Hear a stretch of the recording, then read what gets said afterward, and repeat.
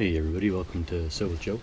Today we're going to be talking about self-driving robotic tractors and the future of farming while I work on my blanket project. So stay tuned, and yeah, let's get into it. Get my first stitch in here. Continuation from where we left off last time. And yes, the self-driving tractor industry is now in full effect. This is something that has been coming for a while. But John Deere has introduced the Model 8R. I'm assuming 8 robotic, but I didn't look into that. But the 8R tractor, and this is a self-driving tractor, very similar to the the Tesla technology, the self-driving technology, and you wouldn't think that a self-driving tractor would be maybe all that necessary, but if you think about it, farmers have it really tough. They don't have a whole lot of time in their day, and when it comes to harvest time, they have to be harvesting 24 hours a day. And normally what that involves is hiring a ton of seasonal labor and renting tractors to get everything done. There's actually groups of people that go around and harvest. They're contract harvesters, and it's so incredibly vital and so time consuming because of a few factors. And that's one thing that I didn't realize is how fussy harvest conditions are. If your humidity, if the moisture content of your crops is too high, you can't harvest because they'll just sit there and rot or self-combust, which is a thing. Or things go wrong. You'll get insects. If it's too dry, then you're losing weight and you're losing quality. So it's a very fine line, and it's only within a few percentage points that you want to be harvesting. So when you're talking about thousands of acres, multiple sections of land that have to be harvested in a relatively small amount of time, or even just day to day, like when you're farming, I don't think people realize how often the tractor drives up and down that piece of land, because you have to how can I say this? You have to till the land. You have to break everything up in spring. You have to get everything ready for planting, which means tilling up the soil, getting all the clumps broken down, getting everything to a consistent point so that you can actually plant on it. Then there's planting, fertilizing first. Fertilizing, you got to go around and fertilize, and then planting, and then spraying crops for insects or fertilizing later on, and you're over and over and over and over those crops, and it's countless hours of windshield time in your tractor. Now what you can do is you can set it up so that it's all automated. You can hook up so that your tractor runs, they say it runs up to 20 hours in a shot. So you can monitor your tractor from your cell phone for 20 hours. If it comes across something in the field, it will send an image to your cell phone and say, hey, is this okay to drive around or drive over, or what do I do? The tractor waits for your response, and then once you tell it what to do, then away you go. Once the fuel starts getting low, it lets you know, and then you fuel it up, and it keeps going.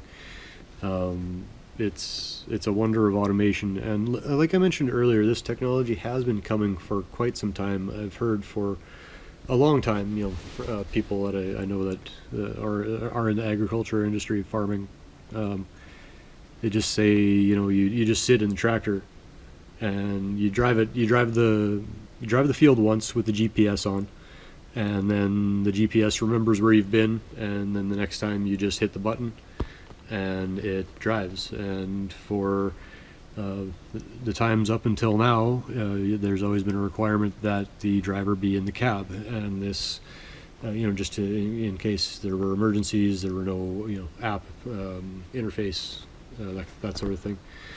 So you always had to have actual body in the cab, and that's manpower. That's personal time for the farmer. That's money. That's it's all about money. It's so hard to be a farmer these days that every penny that you save on labor is going to help. And harvest time especially, the costs of labor are insane, because you're paying guys for as many hours as they are willing to work. You'll pay them to work. And when you sit in a self-driving tractor where you can program it in and just push the button and occasionally catch a nap, that's a little more doable than, say, guys in 18-wheelers that can't just tune out and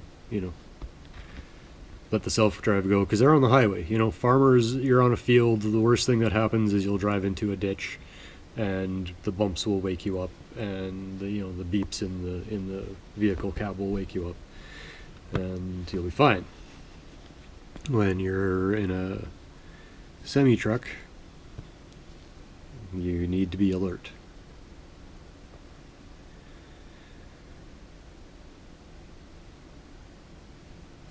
Because that's a big machine that you're rolling.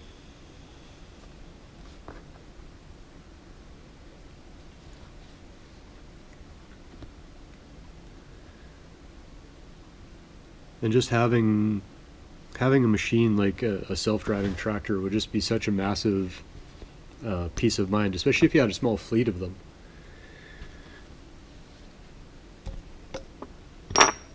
Cheers.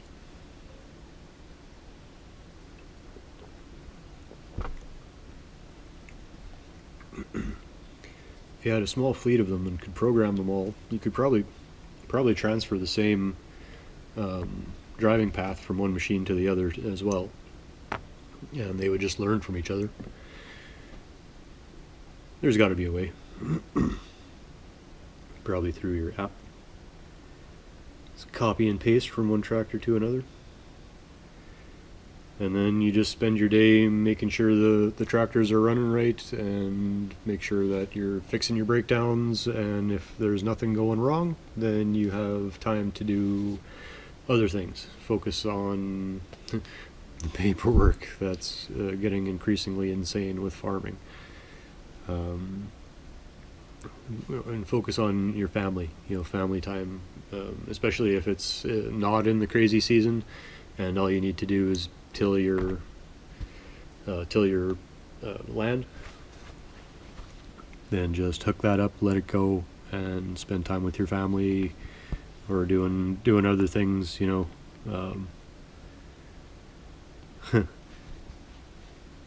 if you're of the religious vein and you don't like working on Sundays, then can let the tractor work on Sunday. You don't have to.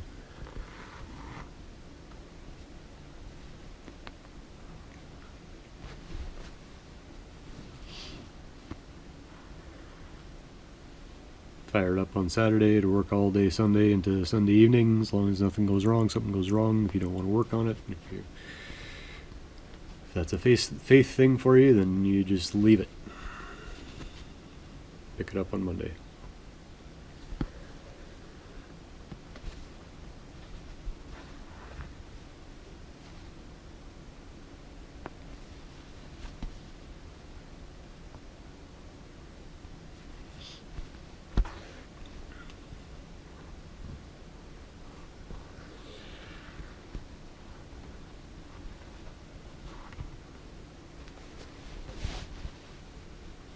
And on these machines they have 6 cameras all the way around the tractor, and that gives them a 360-degree view, and it feeds the video in through computer algorithms. Those algorithms determine whether or not it's safe for the tractor to proceed.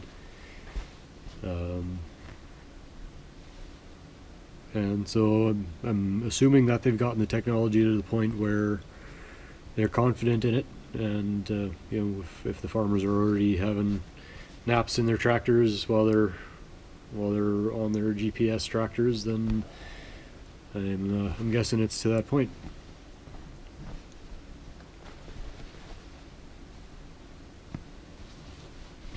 And being in a relatively risk-free environment, there's no stop signs, no pedestrians, hopefully, and nothing like that, then you should be able to trust that technology with minimal risk, and it would be a good testing ground for algorithms, I would think.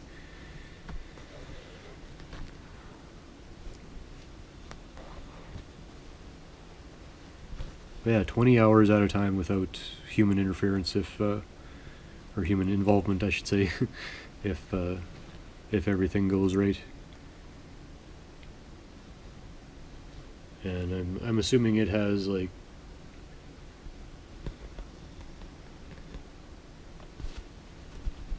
technology to allow it to not get stuck in mud as readily as as it used to.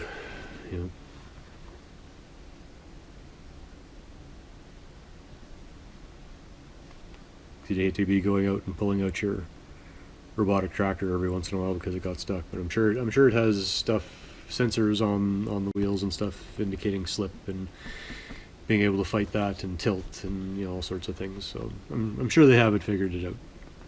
And now I'm just rambling about things I don't know. So I'm going to call it an episode. And say thank you very much for joining me. I'm super excited about this technology. It's gonna I'm in a farming area now, and it's gonna be interesting to see how many of them are going to be out there in the next few seasons. So yeah, awesome. Thanks a lot for joining me. I do appreciate the time that we get to spend together. Till next time, keep chilling. Don't forget your cookie. Peace.